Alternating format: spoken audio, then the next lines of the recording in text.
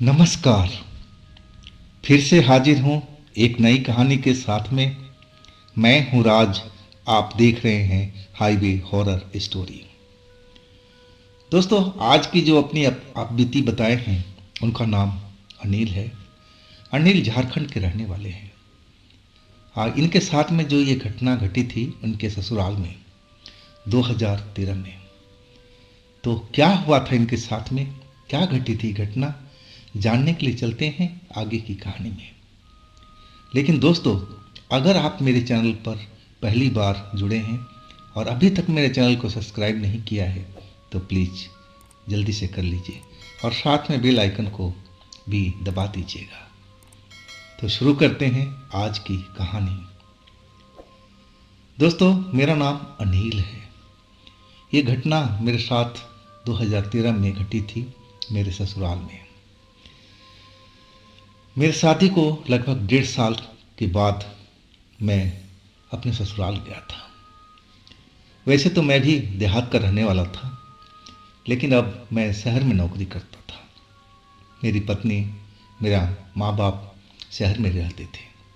अब कभी कभी हम लोग अपने गांव भी जाया करते थे, लेकिन मैं तो बहुत कम जाता था।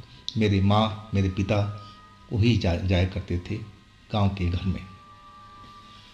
और मेरे ससुराल से बार बार बुलावा आ रहा था कि बेटा आप एक बार आओ, बहुत दिन हो गया, सब लोग तुम्हें याद कर रहे हैं। और आखिरकार मैं 1.5 साल के बाद पहली बार अपनी पत्नी को लेकर के ससुराल की ओर गया था। मैं जब गया, आदर सत्कार तो बहुत हुआ मेरा। मैं शादी के बाद जो 1.5 साल के बाद आ रहा था, लोगों ने अच्छा स्वागत किया मेरे को। अब जैसे तैसे दिन तो कट गया। अब जब रात हुई ना, तो वहाँ बिजली तो थी, लेकिन कोई भरोसा नहीं था कि कब आएगी कब जाएगी। उस टाइम की बात थी। और शाम होते ही बिजली चली गई थी। अब लालटेन घर में जला हुआ था। या गर्मी का टाइम, मेरे से तो बर्दाश्त ही नहीं हो रहा था कि मैं आंगन में रहूं, घर में रहूं। गर्मी से बेचैन था। वही हाल मेरी पत्नी का था। वो शहर की हो गई थी, अब उसको भी पंखा कूलर का आदत पड़ चुका था, तो वो भी बेचैन थी। हम दोनों ही बेचैन थे, कहा जाए, गर्मी से। छत था।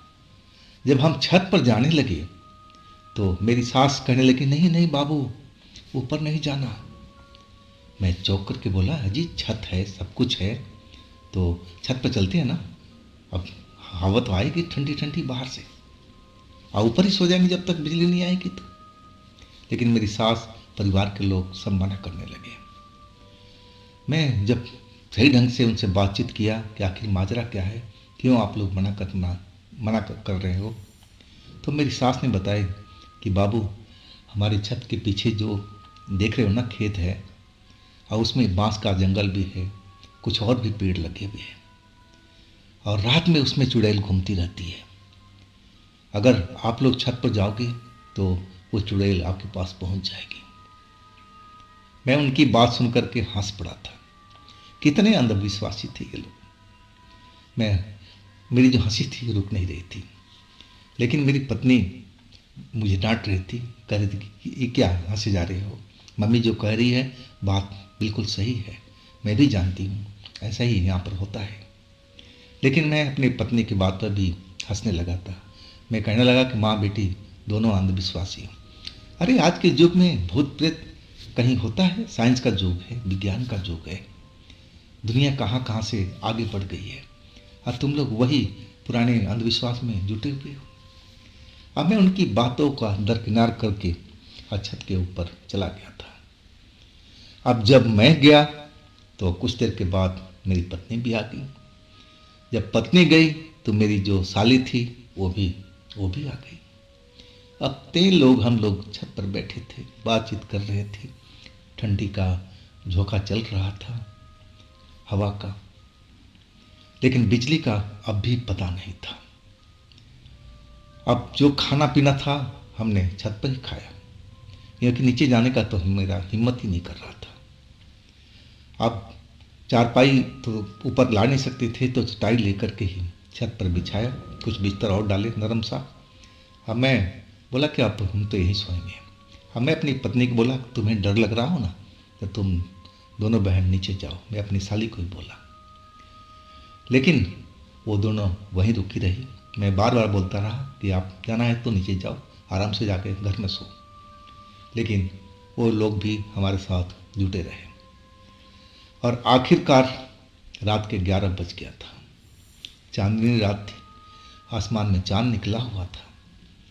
अब गर्मी के महीने में जो पेड़ों से हवा आ रही थी ना, ठंडी ठंडी लग रही थी। और हम तीनों सो गए थे। मुझे गहरी नींद आई थी, थका हुआ था और नींद तो आनी ही थी। मेरी पत्नी भी सोई हुई थी, मेरी साली भी उसी के साथ चिपट के सोई हुई थी। अब मेरा जो बिस्तर था थोड़ा अलग था। गांव देहात का मामला था, ऐसे हम लोग खुले में तो सो ही नहीं सकते, तो पर्दा तो ज़रूर करना चाहिए। और बिस्तर का डिस्टेंस था, अलग अलग था, लेकिन थोड़ी दूरी पर था। थोड़ी दूर पर मेरी पत्नी अपनी बहन के साथ यानी मेरी साली के साथ सो रही थी। मुझे गहरी नींद आ चुकी थी और अचानक लगा कि जैसे मेरे सर को कोई मालिश कर रहा हो। मैं तो नींद में था, लेकिन मुझे अच्छा भी लग रहा था। मुझे लगा कि मेरी पत्नी मेरे सर की मालिश कर रही है, क्योंकि वो करती थी। हाँ, मुझे अच्छा भी लग रहा था। और मालिश करते करते जो दोनों हाथ थे जिससे मालिश हो रहा था, और वो हाथ अब मेरे गले पर आ गया था। और अचानक मेरा गला दोनों हाथ दबाने लगा। हाथ किसके थे मुझे अभी भी डाउट था कि मेरी पत्नी ही होगी, लेकिन जब मेरा गला दबने लगा ना, मैं सांस लेने में दिक्कत होने लगी, तब मैं अपनी आंखें खोला। चांदनी रात की प्रकाश हर जगह फैला हुआ था। मैंने हाथ देखा। पहले तो मैंने अपना हाथ ही देखा। वो हाथ मेरी पत्नी के तो हो ही नहीं सकते थे। मेरी पत्नी के हाथ गोरे गोरे थे, चूड़ियाँ रंग बिरंगी पहन रखी थी, लेकिन इस हाथ में कोई भी चूड़ी नहीं थी। और हाथ बिल्कुल काले काले घिनौने से लग रहे थे, नाखून बड़े बड़े थे। मैं पीछे पलट करके देखा अपनी पत्नी की ओर, तो वो अब तो अपनी बिस्तर पर सोई हुई थी, उसके बगल में उसकी बहन भी सोई हुई थी। तो आखिर ये हाथ किसका है जो मेरा गला दबाने की कोशिश कर रहा? अब मैं पीछे की तरफ मुड़ा और देखा तो मैं दहल के रह गया था। मैं चीख पूरा जोर से लगा चुका था, जितनी ताकत थी मेरे अंदर में, और डरावनी मेरी चीख थी वो। और मेरी चीख सुन करके पूरे परिवार के लोग जाग गए थे। मेरी पत्नी हड़बड़ा के उठी, मेरी साली हड़बड़ा के उठी। और जब हमने देखा कि कौन है वो, तो वही चुड़ैल थी जिसके बारे में हमारे घर में मेरी पत्नी भी बता रही थी, मेरी सासू माँ भी बता रही थी।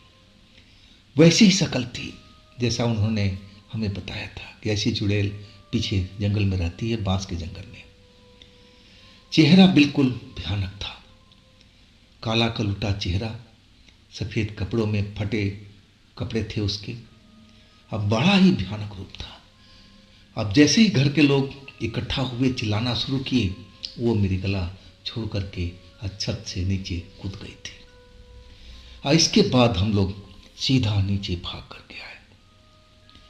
अब तो मेरी जो डर था इतना ज़्यादा हो गया था कि मेरा बदन एकदम थर थर थर थर सूखे पत्ते की तरह कांप रहा था। और मेरी पत्नी मेरे को संभालने की कोशिश कर रही थी कि डरो मत, सब ठीक हो जाएगा। मेरी सासू माँ ये सब घटना देख करके रोने लगी थी। अब क्या होगा, चुड़ैल मेरे दामाद के ऊपर आ गई है, गला दबा रही है। अब जिसको ना जानना भी था, पूरे मोहल्ले में लोग रात को जाग चुके थे, और सब हमारे जो ससुराल का दरवाज़ा था और उस पर आकर खड़े हो गए, क्या हुआ क्या हुआ। अब गांव के लोग तो ऐसे ही होते हैं। और आखिरकार दरवाज़ा खुला गया। अब जो अड़ोसी पड़ोसी थे सारे उसी रात में इकट्ठा हो गए थे। मेरी हालत वैसे ही थी। मैं बिल्कुल डरा हुआ था। डर के मारे थर थर थर थर काँप रहा था। मेरी पत्नी मुझे संभालने की कोशिश कर रही थी, लेकिन मुझे लग रहा था कि मेरे पीछे वही चुड़ैल खड़ी है। मेरा जो दिमाग था उसी में बिल्कुल व्याप्त था। और तभी उस गांव के एक बुजुर्ग, जो वो थे चाचा जिसको बोलते थे, और वो आए थे। और वो सबको कहने लगे, तुम लोग हटो, साइड में हटो, दूर हट जाओ, मुझे देखने दो बच्चे को। मेरे पास आकर के अब मेरे सर पर हाथ रखा। आप बोले कि बेटा मेरी तरफ देख तो जरा, मेरी तरफ आंखें उठाकर देख। मैं उनकी तरफ आंखें किया। अब फिर कहने लगे, कोई घबराने की बात नहीं है, चिंता की बात नहीं है, मैं सब कुछ ठीक कर दूंगा। वो झाड़ फूक भी करते थे गांव में। अब फिर वो अपना झाड़ फूक शुरू कर दिए थे। और थोड़ी देर के बाद मुझे पानी पिलाया गया, और तब जाके मुझे राहत मिली थी। जो डर था ना शरीर में, बिल्कुल अंदर घर कर गया था। ना जाने मेरे साथ में क्या हुआ था। और सही बात थी, अगर मैं जोर से ना चिल्लाया होता तो वो चुड़ैल तो मुझे गला दबा के मार देती। मेरी पत्नी सोती रहती, मेरी साली सोती रहती, किसी को खबर नहीं होता कि मैं मर चुका हूँ। लेकिन भगवान का कृपा था मेरे ऊपर में कि मैं उस रात को बच गया था। और इसके बाद अगले ही दिन मैं अपनी पत्नी को बोला कि ना ना, मैं नहीं रुकूंगा इस घर में, इस गांव में। और फिर हम शहर की तरफ चल पड़े थे। उस घटना को मैं आज तक नहीं भूला हूँ। जब भी उस घटना को हम दोनों पति पत्नी याद करते हैं तो बिल्कुल डर जाते हैं, और मेरी पत्नी तो सिहर जाती है डर से। तो दोस्तों, ये थी आज की कहानी। अगर आपके पास भी ऐसी कोई कहानी है, कोई घटना है, तो आप मुझे इंस्टाग्राम या मेरे व्हाट्सएप नंबर पर भेज सकते हैं। दोस्तों, ये भी चैनल आप ही का है, तो इसको भी अपना प्यार दीजिए ना, लाइक कीजिए, सब्सक्राइब कीजिए, शेयर कीजिए। फिर हम मिलते हैं अगले रोज़ एक ऐसी ही घटना में, ऐसी ही कहानी में। आप लोग अपना ख्याल रखिएगा। नमस्कार।